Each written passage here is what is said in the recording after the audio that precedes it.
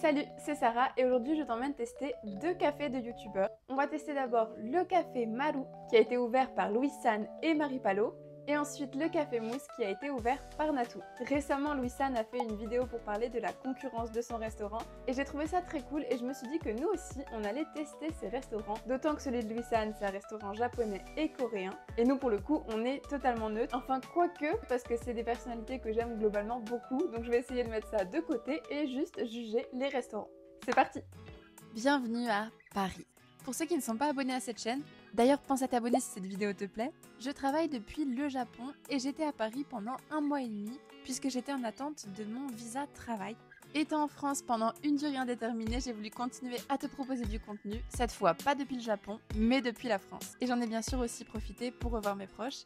Alors, on commence par le restaurant Maru. Je retrouve une amie de longue date, Solène, qui va venir m'accompagner pour ce crash test. J'espère que tu lui fais un tonnerre d'applaudissements derrière ton écran pour l'accueillir. Bienvenue Solène!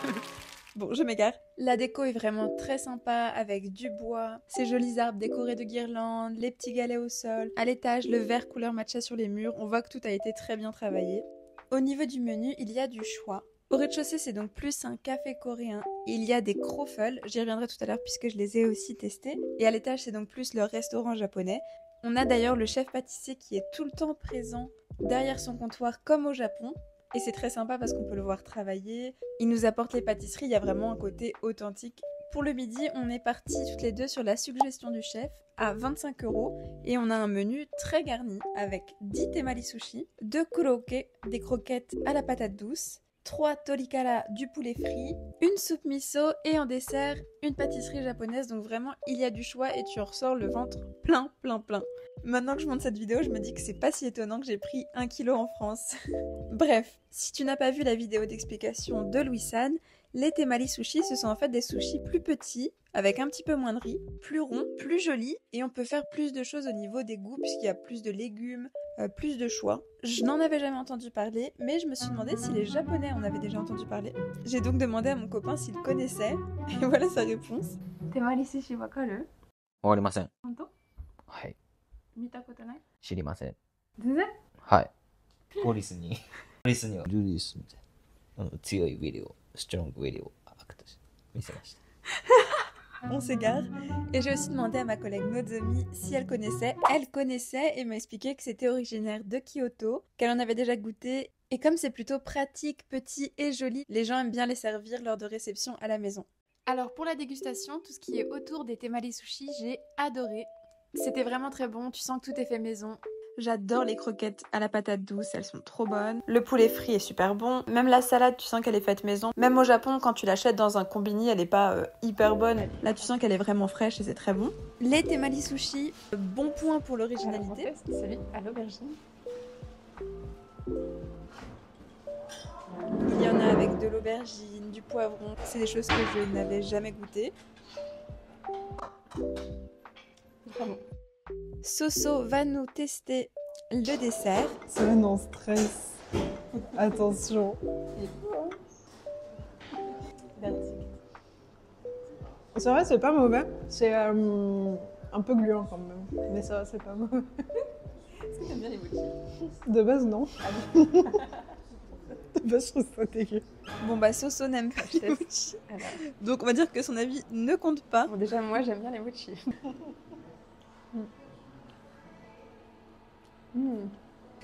Moi j'aime bien, c'est pas très sucré, c'est sympa. Un autre jour, parce que là vraiment je ne pouvais plus rien avaler, je suis retournée pour goûter le café. D'ailleurs niveau rapport qualité-prix, 25 € c'est un coup, mais je pense que ça vaut le coup. Ça vaut le coup, c'est des bons produits, c'est très bon, ça me semble tout à fait juste. Je te fais ma voix off sous un début de typhon, donc tu vas forcément entendre un petit bruit de fond, je suis désolée. On va dire que ça fait une petite ambiance lofi. J'y suis allée en semaine, mais à chaque fois j'ai pas eu à attendre et j'ai pu avoir une place assise, donc ça c'est quand même agréable. En boisson j'ai pris un dalgona, je connaissais pas, c'est du lait avec une mousse de café fouettée et c'était très très bon. Et j'ai voulu tester le Croffle. C'est une pâte de croissant qui est cuite dans un gaufrier. J'ai pris celui au sirop de riz avec des amandes et une poudre qui a un petit peu un goût de noisette. J'en avais déjà vu et j'avais peur que ces croissants ce soit en fait comme une plaque hyper sèche, super croustillante. Et en fait c'est pas du tout le cas, c'est croustillant à l'extérieur et quand même tendre à l'intérieur. J'aime moins tout ce qui est feuilleté donc c'est pas mon énorme coup de cœur. Mais j'ai trouvé ça très bon et j'étais contente que ce ne soit pas sec.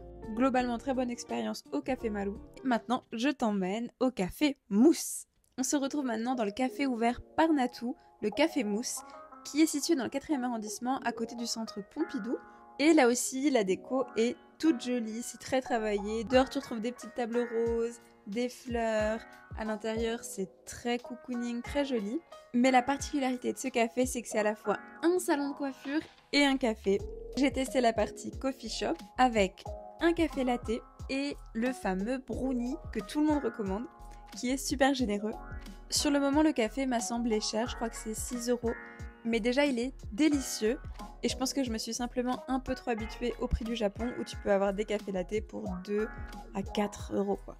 Moi personnellement j'y retournerais même pour boire ce latte et le brownie effectivement est très bon, très généreux. À l'intérieur il est un peu coulant vraiment. Les gens qui y travaillent sont aussi très cool, tu peux faire ta petite carte de fidélité. Globalement c'est sympa. Il y avait plus de monde quand j'y suis allée. Je pense qu'au début on est un petit peu intimidé parce qu'il y a pas mal de monde. Il y a un groupe qui avait l'air d'être un groupe d'habitués qui parlait un peu plus fort. Donc je sais pas, il y avait une petite ambiance un peu intimidante en rentrant. Peut-être le fait de se dire aussi c'est un café d'une youtubeuse. Et en fait très vite non, on s'y sent bien, on est plutôt à l'aise. Et j'ai testé la pièce sur laquelle Natou insiste beaucoup. Je pensais pas dire ça un jour, mais viens avec moi découvrir les toilettes du Café Mousse, qui sont ambiance totalement disco.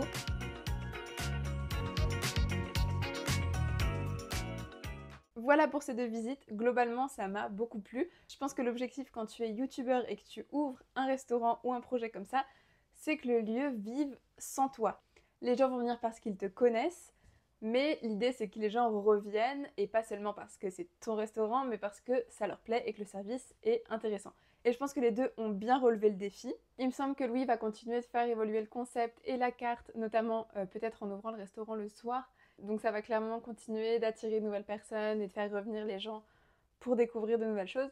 Et côté Café Mousse, c'est un petit espace, t'as ta carte de fidélité, les gens qui te servent sont sympas, ils te servent directement à la table et je pense que si tu viens 3-4 fois, ils vont commencer à t'identifier et donc peut-être que tu vas t'attacher un peu au lieu et aux gens.